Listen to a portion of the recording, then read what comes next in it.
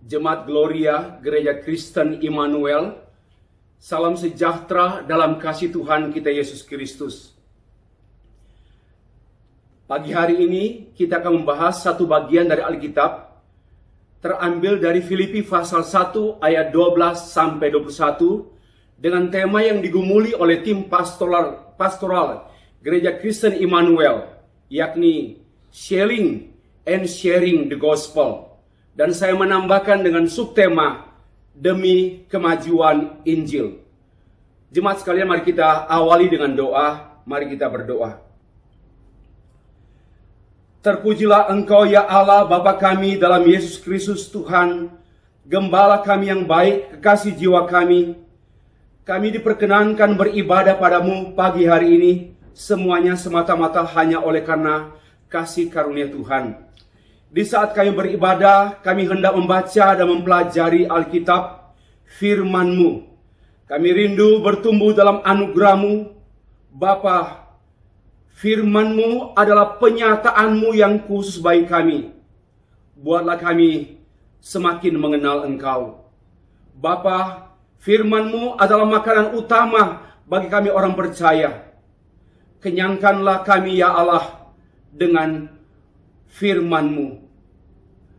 Bapa, firman-Mu adalah terang yang sesungguhnya bagi kami. Terangilah kami dalam dunia yang gelap ini. Bapa, firman-Mu adalah kehendak-Mu bagi kami. Jadilah kehendak-Mu di hati kami seperti di hati-Mu. Dalam nama Tuhan kami Yesus Kristus, kami berdoa. Amin. Kita membaca dari kitab Filipi pasal 1 ayat 12 sampai 21. Sekali lagi Filipi pasal 1 ayat 12 sampai 21. Demikianlah firman Tuhan. Aku menghendaki saudara-saudara supaya kamu tahu bahwa apa yang terjadi atasku ini justru telah menyebabkan kemajuan Injil. Telah menyebabkan kemajuan Injil. Inilah subtema. Telah menyebabkan kemajuan Injil. Sehingga telah jelas bagi seluruh istana dan semua orang lain bahwa aku dipenjarakan karena Kristus. Ayat 14. Dan kebanyakan saudara dalam Tuhan telah beroleh kepercayaan karena pemenjaraanku untuk bertambah berani berkata-kata tentang firman Allah dengan tidak takut. Ada orang yang memberitakan Kristus karena dengki dan perselisihan. Tetapi ada pula yang memberitakannya dengan maksud baik. Mereka ini memberitakan Kristus karena kasih, sebab mereka tahu bahwa aku ada di sini membela Injil. Tetapi yang lain, karena kepentingan diri sendiri, dan dengan maksud yang tidak ikhlas, sangkanya, dengan demikian mereka memperberat bebanku dalam penjara. Tetapi tidak mengapa, sebab bagaimanapun juga, Kristus diberitakan, baik dengan maksud palsu maupun dengan jujur. Tentang hal itu aku bersuka cita dan aku akan tetap bersuka cita. Karena aku tahu bahwa kesudahan semuanya ini adalah keselamatanmu oleh doamu dan pertolongan Roh Yesus Kristus. Karena bagiku hidup adalah Kristus dan mati adalah keuntungan. Jemaat yang dikasihi dan yang mengasihi Tuhan Yesus Kristus, dengan tema selling or sharing the gospel dan subtema demi kemajuan Injil Yesus Kristus. Pertanyaan saya jemaat sekalian di awal khotbah ini, apa yang membuat lembaga atau organisasi gereja-gerejawi menjadi paling berbeda dan paling istimewa dari semua lembaga-lembaga apapun yang ada dalam dunia? Apa yang membuat gereja lebih istimewa, paling istimewa dari lembaga manapun? Jawaban saya yaitu Injil. Injillah yang menjadi alasan gereja, menjadi alasan orang percaya mengalami hal-hal yang istimewa. Karena memang gereja dibentuk oleh Injil.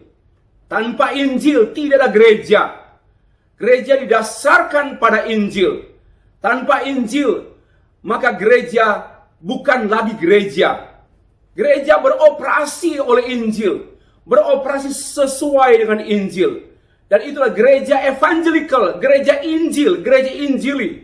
Dan bukan lagi hanya sampai pada hal itu, melainkan pada tujuan gereja pun senantiasa berkaitan erat dengan Injil. Gereja bertujuan untuk Injil Yesus Kristus diberitakan sehingga dunia percaya dan diselamatkan. Saudara yang dikasihi Tuhan, Injil itu adalah berbicara mengenai cara pikir, cara hidup Yesus Kristus. Cara pikir, cara hidup Yesus Kristus yang mengontrol semua orang yang percaya kepadanya. Hanya orang yang dikuasai oleh Injil yang dapat berkata seperti Rasul Paulus, bagiku hidup adalah Kristus. For me, untuk hidupku adalah Kristus. Dapatkah kita berkata demikian? Bagiku hidup adalah Kristus dan mati adalah keuntungan. Dari Filipi pasal 1 ayat 21 yang telah kita baca tadi. Jemaat yang dikasihi Tuhan, Injil adalah jiwa dan jantung gereja. Menentukan mati hidupnya gereja pada jantungnya, yaitu Injil. Injil adalah harta utama gereja. Tidak ada harta yang paling berharga dalam gereja selain Injil Yesus Kristus. Martin Luther pun menegaskan dalam salah satu 95 dalil yang dia bentangkan, yang dia tempelkan di pintu gerbang Wittenberg, yaitu Injil adalah satu-satunya harta karun gereja. Injil adalah satu-satunya harta kekayaan gereja. Dan Paulus pun menegaskan, Injil adalah kekuatan Allah yang menyelamatkan setiap orang yang percaya. Injil adalah God's power. Untuk apa? Bukan untuk supaya kita happy, supaya kita diberkati, tapi lebih daripada itu, supaya kita diselamatkan. Injil berkenaan dengan agenda besar, agenda utama. Bukan hanya berkenaan dengan sukses, bahagia, damai, tetapi keselamatan. Karena itu, Injil adalah segalanya bagi gereja. Dan dengan demikian pula, semestinya segalanya bagi dunia. Namun sangat disesalkan, sangat disayangkan, di sepanjang sejarah gereja, bukan sedikit gereja organisasional yang kekurangan Injil, bahkan kehilangan Injil. Akibatnya gereja menjadi lemah, gereja menjadi tidak berdaya, bahkan tidak dapat berperan sebagai garam dan terang dunia, tidak berpengaruh, tidak berimpak besar dan berimpak signifikan. Sebaliknya bahkan dipengaruhi, diubah oleh dunia menjadi sama dengan lembaga-lembaga yang lain. Lembaga sosial, politik, lembaga budaya, apapun akhirnya sama. Dalam hal apa? Dalam hal manajemen, dalam hal leadership, dalam hal pengelolaan organisasi gereja. Hampir sama dengan dunia, dengan lembaga-lembaga yang ada dalam dunia. Sesungguhnya, hilangnya Injil dalam gereja adalah bencana terbesar bagi dunia. Sekali lagi, saya ingin tekankan, hilangnya Injil dalam gereja adalah bencana terbesar dalam dunia. Karena gereja adalah alat Tuhan yang mengontrol dunia, alat yang dipakai Tuhan untuk mengontrol dunia dan kebenaran Injil. Tetapi kalau gereja kehilangan Injil, maka siapa lagi yang dapat mengontrol dunia? Allah memakai gereja untuk semestinya mengontrol dunia dengan Injil. Tetapi kemudian gereja kehilangan Injil, maka ini adalah suatu bencana yang terbesar dalam dunia ini. Kenapa? Gereja tidak lagi berperan sebagai alat Tuhan dalam dunia. Karena Allah memakai gereja melalui Injil Yesus Kristus. Sejarahnya membukakan bahwa gereja yang berkhianat terhadap Injil. Sepanjang sejarah ada 4 cara pengkhianatan gereja terhadap Injil. Yang pertama, menyembunyikan Injil. Tidak memberitakan karena takut mayoritas. Tidak memberitakan, menyembunyikan karena takut HAM, human right. Tidak memberitakan karena takut dikucilkan. Malu karena tidak populer. Berbicara Injil di public area, di tempat-tempat umum, sepertinya malu membicarakannya, dianggap tidak populer. Ya, malu kalau dianggap arogan membicarakan Injil. Gereja menyimpan Injil.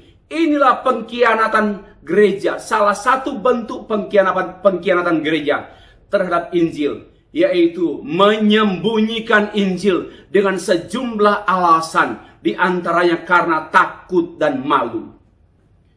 Yang kedua, mengabaikan Injil. Terlalu mengandalkan sains, sebagaimana yang sering kita baca dari banyak buku mengenai peran para teolog liberal yang mengedepankan upaya-upaya mengerti Alkitab according to modern science approach, methodology, sehingga Alkitab tidak lagi diakui sebagai firman Allah, dan akhirnya diabaikan, dijadikan second reason, third reason, atau alasan-alasan selanjutnya, namun mengedepankan sains seperti isu mengenai LGBT, baik orientasi maupun perilaku LGBT yang dikatakan tidak berdosa, bukan kelainan jiwa, bukan gangguan psikis, bukan, karena temuan psikiatri. Ya, Asosiasi Psikiatri Amerika menemukan bahwa LGBT bukanlah satu jenis gangguan jiwa. Jadi lalu sejumlah gereja di dunia berlomba-lomba mengikuti hasil temuan daripada psikiatri yang menyatakan bahwa LGBT tidaklah berdosa, bukanlah penyakit, bukan penyakit jiwa. Gereja mengikuti temuan-temuan saintis dan mengabaikan Injil. Firman Allah, Injil Yesus Kristus tidak lagi menjadi pegangan gereja. Saudara yang dikasihi Tuhan, inilah yang saya katakan mengabaikan Injil. Yang kedua, mengubah Injil menjadi Injil moral, Injil untuk kebaikan, untuk moral, untuk kelakuan, Injil untuk kesembuhan, Injil untuk kesejahteraan, Injil sukses, Injil kebahagiaan, Injil kemakmuran, Injil kesehatan, dan lain sebagainya. Kualitas Injil, mutu Injil diturunkan pada hal-hal yang berkenaan dengan materi. Ini yang namanya pematerian Injil. Kebenaran ilahi, kebenaran Allah diturunkan mutunya, derajatnya pada hal-hal material. Inilah yang namanya pengkhianatan Injil, yaitu mengubah Injil menjadi hal-hal yang sifatnya materi. Yang keempat, memperalat Injil. Pengkhianatan bentuk yang keempat, memperalat Injil. Injil dipakai untuk kepentingan politik. Tidak hanya politik di luar gereja, bahkan politik dalam gereja. Orang membaca-baca ayat Alkitab demi kepentingan politik oknum dan kelompok-kelompok tertentu. Bahkan demi kepentingan ekonomi.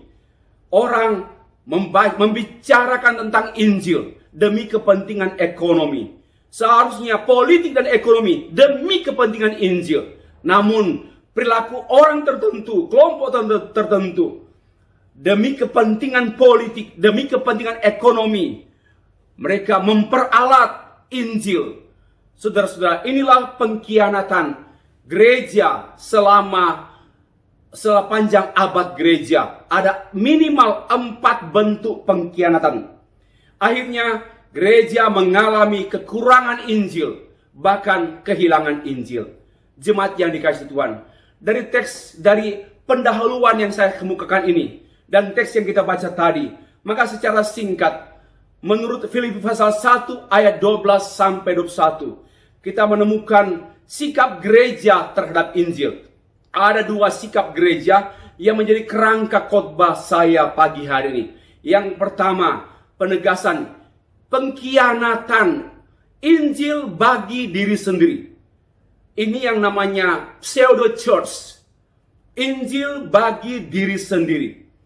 By selling the gospel maupun sharing the gospel. Selling, menjual Injil dan membagi Injil. Ini satu bentuk pengkhianatan gereja terhadap Injil Yesus Kristus. Yang kedua, kesetiaan. Diri sendiri bagi Injil. Kalau tadi Injil bagi diri sendiri, Injil bagi manusia, bagi kepentingan ekonomi, kepentingan politis, pribadi atau kelompok. Yang kedua, kesetiaan diri sendiri bagi Injil. Ini yang namanya genuine church, gereja yang sejati, gereja yang sesungguhnya. Ada 3 hal yang kita akan bahas di situ. Yang pertama, proclaiming the gospel, kerusosin. Yang kedua, for the advance of the gospel, prokopen untuk kemajuan Injil. Yang ketiga, for the defense of the gospel, praetorion, apologian of the gospel. Dan kita akan mengakhiri dengan kesimpulan. Jemaat yang dikasihi Tuhan. Yang pertama, pengkhianatan Injil. Injil bagi diri sendiri. Rasul Paulus membukakan mengenai cara-cara pengkhianatan, ketidaksetiaan gereja terhadap Injil. Apa yang dituangkan dalam ayat 15 dan 17 saya baca sekali lagi. Ada yang memberitakan Injil karena dengki atau envy, iri hati, dan karena perselisihan. Tetapi ada pula yang memberitakannya dengan maksud baik. Mereka ini memberitakan Kristus dengan kasih sebab mereka tahu bahwa aku ada di sini untuk membela Injil. Tetapi yang lain karena kepentingan sendiri.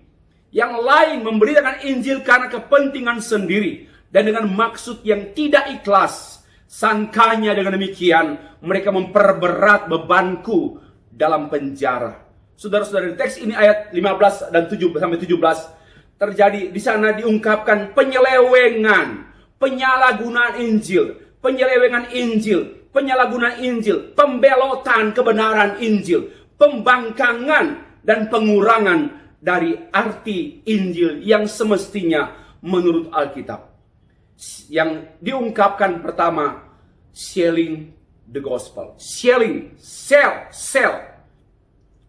Rasul Paulus ada yang memberitakan Injil untuk alasan kepentingan diri sendiri dengan maksud yang tidak ikhlas. Ya, Injil demi agenda sendiri, bukan demi Injil, demi Tuhan. Melainkan kepentingan sendiri. Paling tidak saya mencatat ada 3 kepentingan berkenaan dengan memberitakan Injil dengan alasan kepentingan diri sendiri. Kepentingan diri sendiri berhubungan dengan maksud ekonomis, yaitu mencari keuntungan, bisnis Injil. Injil dikhotbahkan untuk dibayar. Yang kedua, maksud popularitas, yaitu ambisi pribadi, personal ambition, untuk dikenal, untuk diakui, untuk dihormati. Ada kelompok orang yang menganggap bahwa kalau mereka memberitakan Injil, mereka akan dihormati. Inilah maksud popularitas. Ya, mereka makin dipuji dan makin dikenal, makin dipuji. Inilah maksud popularitas. Yang ketiga, maksud mistis. Ya, Injil diberitakan dengan untuk maksud kepentingan pribadi, kepentingan sendiri, supaya mengalami apa? Kesembuhan. Injil kesembuhan, Injil mujizat, Injil tanda ajaib, Injil yang berkenaan dengan semua berkenaan dengan kepentingan sendiri. Karena itu tidak heran orang Kristen semakin egois dalam gereja. Karena pengajaran gereja lebih banyak mengarahkan khotbah-khotbah pengajaran pada blessing. Diberkati, engkau diberkati. Ini tidak seimbang. Alkitab tidak hanya menekankan kita diberkati, tetapi bagaimana kita menjadi terang bagi bangsa-bangsa di dunia. Bapak Ibu yang dikasihi Tuhan, bukan sedikit pengusaha Kristen yang menjual Injil demi bisnisnya. Bukan tidak sedikit juga pendeta yang mencari nafkah, menjual khotbah atas nama Injil, minta bayaran tinggi. Kenapa? Makin populer, hamba Tuhan makin populer, makin tinggi harganya, nilainya, makin mahal. Ini namanya selling the gospel. Ini namanya pengkhianatan Injil. Saudara-saudara, ada juga kebiasaan-kebiasaan pada masa kini. Seperti yang kita tahu di Facebook atau di WhatsApp, di mana ada pribadi-pribadi yang senantiasa mengupload, memproklamirkan semua bentuk pelayanannya supaya dikenal. Ini namanya pameran ministry, pameran pelayanan.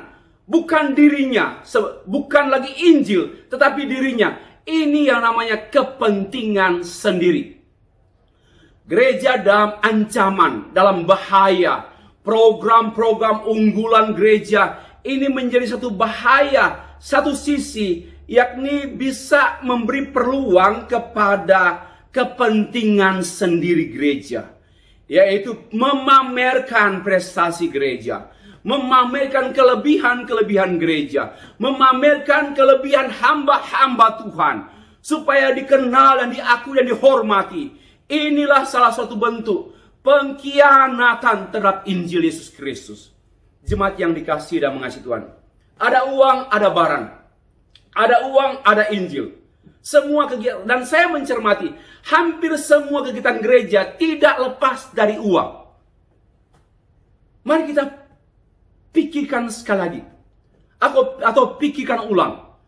Hampir tidak ada program gereja, aktivitas gereja, tidak bersentuhan dengan uang. Apa harus berurusan dengan uang? Bapak Ibu yang dikasihi Tuhan, maka itu terjadi penurunan atau pengecilan mutu pengertian mengenai Injil karena lebih banyak didominasi oleh hal-hal yang dianggap lebih penting. Program itu berlangsung karena ada dana, ada biaya. Semuanya seperti dibayar. Hamba Tuhan, khotbah dibayar. Bahkan saya memperhatikan ada gereja yang kelompok pendoa syafaat dibayar setiap minggu. Ibu-ibu dibayar untuk berdoa syafaat dan dibayar. Bagi saya ini sudah mulai menyimpang. Ya, pemain keyboard, pemain musik gerejawi dianggap profesional, dibayar. Bagaimana mungkin hampir tidak ada aspek terkecil apapun dalam gereja yang tidak bersentuhan dengan uang. Maka apa yang dikatakan? Ada uang, ada barang. Ada uang, ada Injil. Ada uang, ada pelayanan. Ini sedang mengarah kepada pengkhianatan gereja. Jemaat yang dikasihi Tuhan. Yang kedua, tadi selling the gospel. Sell, menjual Injil. Yang kedua, pengkhianatan sharing the gospel. Bapak Ibu, orang Kristen atau gereja pada beberapa dekade terakhir ini semakin nampak melemah. Ya, awal abad 21 semakin nampak melemah karena pengaruh paham postmodernisme yang menolak kebenaran mutlak sehingga pemberitaan Injil diubah menjadi sharing the gospel. Tidak lagi berani untuk menyatakan, mengumumkan, memberitakan, memperdengarkan Injil, tetapi sharing gospel, menawarkan untuk membagi Injil. Istilah sharing menjadi tren dalam gereja pada beberapa dekade terakhir ini, mungkin 2 dekade. Padahal istilah gerejawi yaitu proclaiming the gospel, preaching the gospel sudah mulai dihilangkan. Padahal itulah istilah yang sesuai dengan Alkitab dan sesuai dengan hakikat Injil. Saudara, sesungguhnya kata sharing ya adalah kata bisnis. Senantiasa berangkat dari dunia bisnis seperti profit sharing, power sharing, job sharing, cost sharing. Membagi satu porsi kepada yang lain. Dan Injil tidak bisa dibagi dalam pengertian porsi-porsi. This is my portion and that's your portion. Injil tidak bisa dibagi-bagi seperti itu. Injil dikumandangkan, Injil diberitakan, diproklamasikan. Maka kata sharing yang sering kali muncul dalam gereja-gereja masa kini, ini satu bentuk penurunan, mengecilkan arti Injil. Jemaat yang dikasihi Tuhan. Sharing itu bersifat menawarkan. Jadi menawarkan boleh ya, tidak bicara hal yang mutlak. Kalau orang bicara hal yang mutlak, bukan ditawarkan, bukan juga dipaksa. Ya, tapi diberitakan.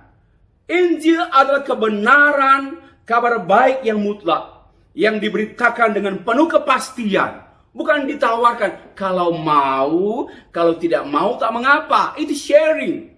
Ya, sama juga dengan selling, menjual. Kalau mau, saya menawarkan, kalau kamu mau beli, beli. Ambil, bayar. Bapak Ibu dikasih Tuhan. Rasul Paulus juga membukakan, ada orang yang memberitakan Injil karena iri hati. Karena iri hati dan perselisihan. Motif iri hati bersaing dengan Paulus. Ternyata ada kelompok-kelompok orang yang ingin menyaingi Paulus dalam hal pemberitaan Injil. Dan Paulus menganggapnya, mereka menduga bahwa hal itu akan menganggap Paulus semakin bergumul. Tapi Paulus berkata, tidak, biarlah demikian. Yang penting Injil diberitakan. Apa artinya? Nanti saya jelaskan sebentar. Semangat menginjili tetapi dengan spirit iri hati. Dengan spirit persaingan. Ya, apalagi dengan church growth yang berapa 2-3 dekade terakhir ini, orang berlomba-lomba membuat gerejanya bertumbuh. Ya, tetapi ada juga iri hati melihat gereja sangat besar, cepat, banyak uangnya. Lalu mereka meniru, mereka belajar bagaimana gereja ini bisa bertumbuh, buat doa puasa, program, seminar, pertumbuhan gereja dan sebagainya. Tapi kemudian nothing, ada yang kemudian nampaknya bertumbuh, tetapi kemurnian hilang. Injil diberitakan hanya demi pertumbuhan gereja. Ini satu bentuk pengkhianatan gereja kepada Injil. Injil diberitakan dengan maksud untuk mendapatkan sebanyak mungkin jemaat demi income gereja. Persembahan pun bertambah. Kalau jemaat bertambah banyak, maka persembahan gereja pun bertambah. Maka kehidupan gereja pun akan maju. Inilah pemberitaan Injil yang dimaksudkan pengkhianatan Injil. Injil diberitakan harusnya dengan tulus, dengan murni. Beritakan saja. Tidak boleh ada agenda apapun. Hanya ada kerinduan. Injil oleh kasih karunia Allah menjangkau hati orang yang hilang. Hati orang menjangkau orang yang berdosa. Orang yang hilang. Dan mereka percaya dan diselamatkan. Hanya itu agenda kita. Tidak boleh ada agenda-agenda lain. Ini namanya sharing the gospel. Adalah salah satu bentuk ke arah pengkhianatan gereja. Bapak Ibu yang dikasihi mengasihi Tuhan, kita sudah membahas mengenai pengkhianatan gereja terhadap Injil. Sekarang yang kedua, kesetiaan, hidup bagi kepentingan Injil. Lawan kata pengkhianatan adalah kesetiaan. Gereja yang sejati adalah gereja yang setia kepada Injil Yesus Kristus.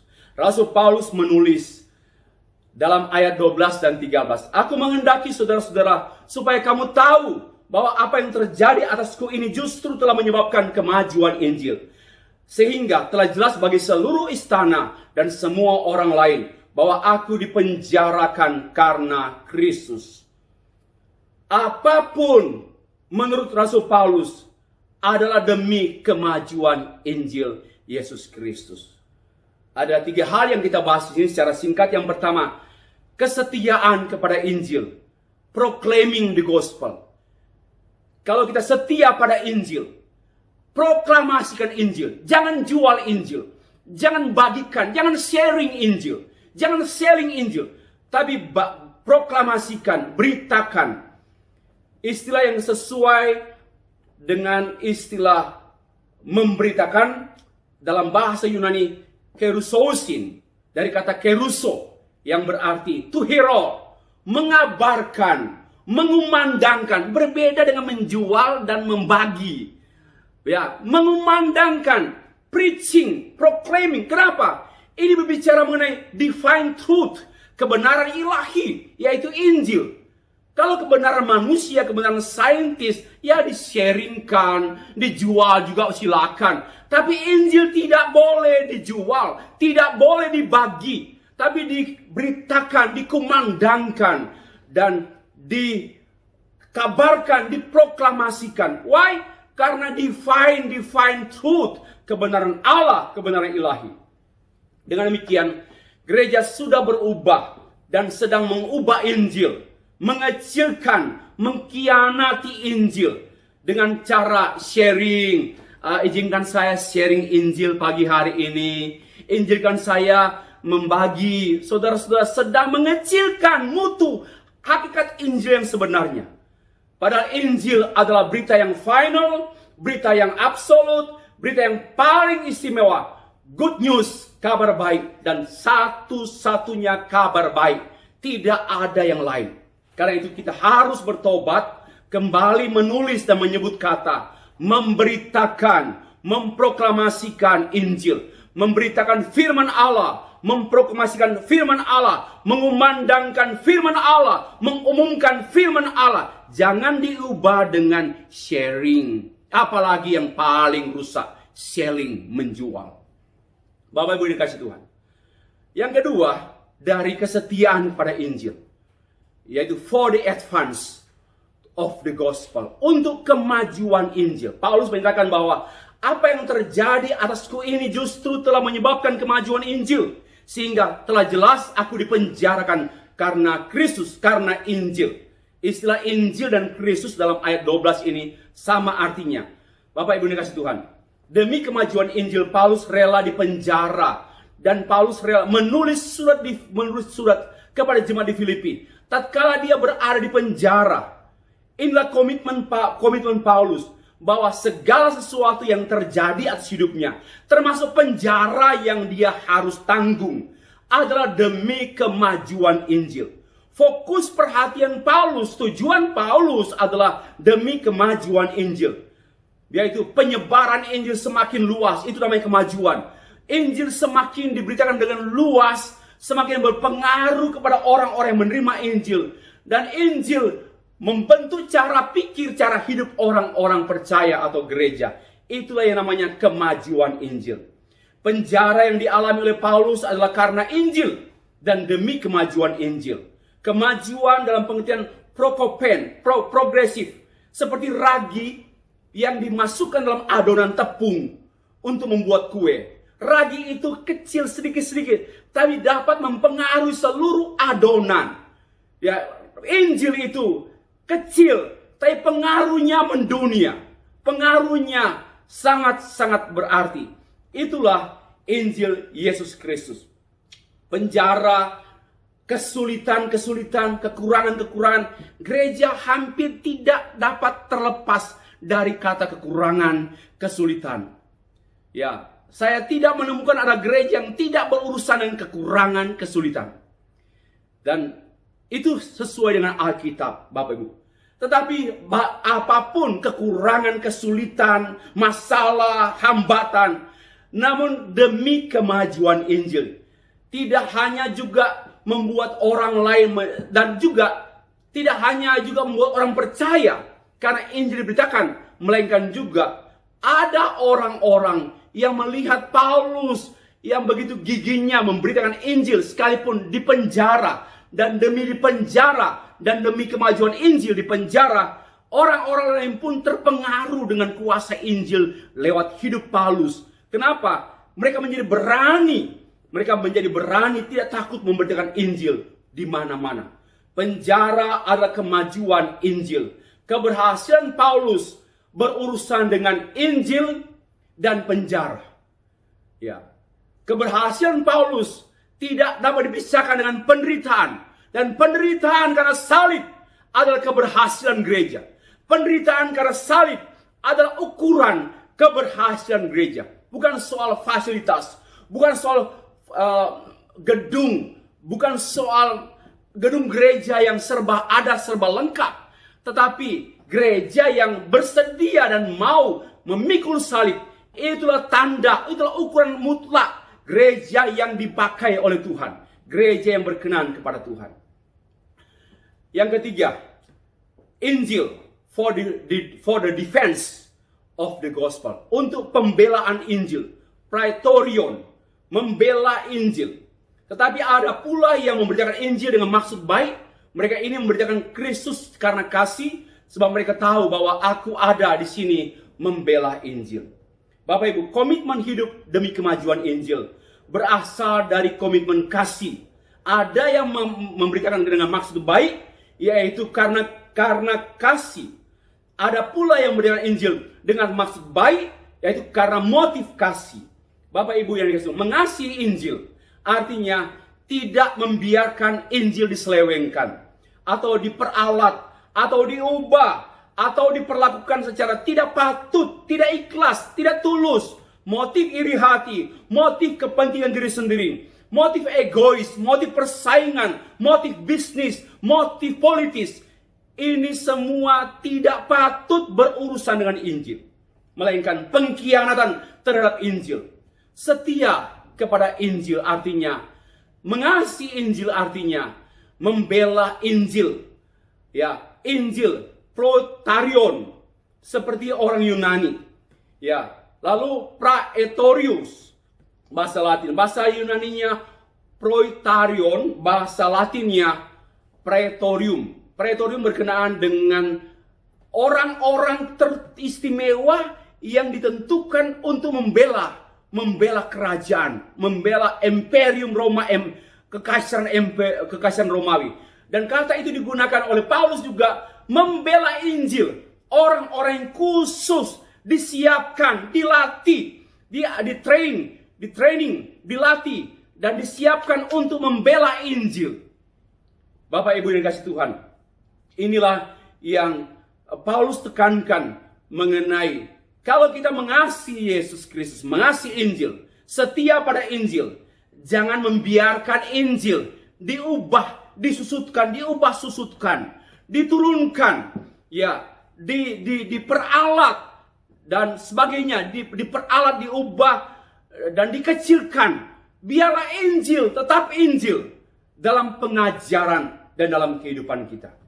Bapak Ibu, Paulus membela Injil dari serangan pemberita yang tidak ikhlas, tidak murni, sehingga ia berkata, tetapi tidak mengapa, sebab bagaimanapun Kristus diberitakan, baik dengan maksud palsu maupun dengan jujur. Apa maksud tidak mengapa? Walaupun mereka tidak ikhlas, tidak murni, without love, bagaimanapun Kristus diberitakan. Apa artinya ini? Bukan berarti Paulus menyetujui motif dan sikap yang tidak murni terhadap Injil dan penginjilan, melainkan menekankan bahwa kuasa Injil tidak ditentukan oleh baik buruknya sikap pemberita Injil. Bahwa Injil itu memiliki kuasa dari dirinya sendiri. Injil tidak perlu ditolong oleh pemberita Injil. Injil tidak perlu ditolong oleh yang diinjili. Tetapi dia memiliki kuasa dari dirinya sendiri. Bapak Ibu yang kasih, karena itu Paulus mengatakan, silakan. Yang penting Injil beritakan. Bapak Ibu yang dikasih Tuhan Yesus Kristus, Injil tidak dipengaruhi oleh penginjil yang diinjili, melainkan memengaruhi Injil dan memengaruhi yang diinjili. Ini teologi Injil, bahwa Injil has a power dari dirinya sendiri, menghakikat, dan dia tidak perlu ditolong, tidak perlu dibantu, tapi Injillah yang membantu penginjil. Injillah yang membantu orang-orang yang diinjili sehingga terbuka dan percaya. Bapak Ibu yang dikasihi Tuhan Yesus Kristus, mengakhiri khotbah ini saya menyampaikan sejumlah kesimpulan. Yang pertama, ada dua tipe gereja. Sama juga ada dua tipe hamba Tuhan, tipe pemimpin gereja, tipe majelis, tipe hamba Tuhan, tipe pelayan. Yang pertama, hidup bagi kepentingan diri sendiri. Dan Injil pun demi kepentingan diri sendiri. Hidup bagi diri sendiri. Ini orang yang paling malang di dunia. Paling egois di dunia. Hanya hidup untuk diri sendiri. Dan Injil pun dia tarik untuk dirinya sendiri. Semua urusan dengan Injil, kegiatan gereja untuk kepentingan diri sendiri. Baik kepentingan ekonomis, kepentingan popularitas, kepentingan politis. Supaya dia dihormati, diakui, dan dia happy. Inilah tipe pertama gereja, pemimpin gereja orang Kristen. Yang kedua, tipe gereja yang hidup bagi kepentingan Injil. Ini tipe Rasul Paulus. Hidup bagi kepentingan Injil dan pemberitaan Injil. Semua program gereja, semua usaha gereja demi kemajuan Injil. Bapak Ibu, kalau kita masih hidup demi kepentingan diri sendiri, bukan demi kepentingan kemajuan Injil, kita belum mengalami Injil. Walaupun kita sering berbicara kata Injil, kita tidak bertumbuh dalam anugerah Allah. Bapak Ibu yang dikasihi Tuhan, sekalipun pemberita Injil di penjara, ya, pemberitaan Injil dihalangi, namun Injil tidak pernah terpenjara. Sebaliknya, yang dipenjara, sebaliknya dengan dipenjara, justru Injil semakin maju, semakin memengaruhi luas dunia ini. Inilah paradoks Injil.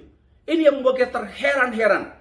Justru dengan penderitaan gereja, dengan salib yang dipikul gereja, Injil semakin luas dibentangkan. Injil semakin luas dikumandangkan, bukan di-sharingkan. Diberitakan, karena inilah paradoks Injil. Semakin kita hamba Tuhan sulit, banyak kekurangan dalam hal fasilitas, dalam hal menyiapkan semua perangkat pelayanan, semua keperluan pelayanan. Kita penuh kekurangan, penuh keterbatasan. Tapi Injil justru hidup di tengah-tengah kekurangan fasilitas, di tengah-tengah tekanan, bahkan penjara sekalipun. Karena itu, apapun yang kita pikirkan, apapun yang kita lakukan, apapun semua program gereja, semua usaha pribadi adalah demi kemajuan Injil. Inilah tanda-tanda orang bertumbuh dalam kasih karunia Allah. Apapun program gereja, semuanya haruslah demi kemajuan Injil. Semua hamba Tuhan, mari kita seperti Rasul Paulus. Apapun perjuangan saudara, menyiapkan bahan khotbah, menginjili, mengajar, mengunjungi jemaat-jemaat, dan menjangkau orang yang terhilang, adalah demi kemajuan, demi kepentingan kemajuan Injil Yesus Kristus. Terpujilah Kristus Yesus. Amin. Mari kita berdoa.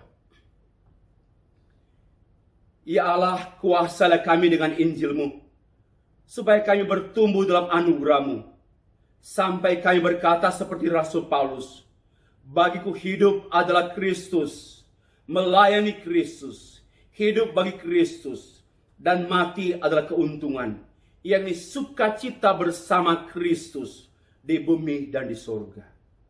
Ya Allah, kuasalah kami dengan Injil-Mu, sehingga apapun yang kami pikirkan, kami lakukan, kami alami, semuanya diarahkan dan bertujuan demi kemajuan Injil-Mu, ya Yesus Kristus Tuhan kami. Ya Allah, kuasalah kami dengan Injil-Mu, sehingga semua program dan kegiatan gereja kami adalah hanya demi kemajuan Injil-Mu, sehingga Engkau dimuliakan. Di dalam nama Tuhan kami Yesus Kristus, kami telah berdoa. Amin.